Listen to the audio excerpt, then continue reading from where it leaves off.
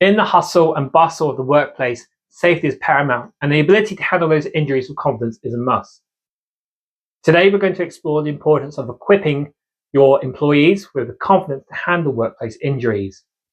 Confidence is not just a trait, it's a skill that can be developed through proper first aid training. Let's delve into how first aid training can empower your employees to respond to injuries with confidence.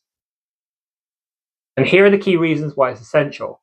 It's immediate response to injuries with knowledge and confidence, minimize severity of injuries due to the prompt care, enhancing workplace safety culture, boosted employees' morale and trust in the workplace, and a strengthened team spirit and camaraderie.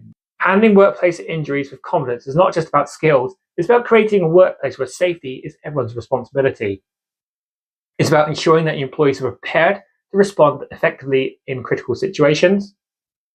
Handling workplace injuries with confidence is not just a goal, it's your commitment to a safer and a more secure workplace.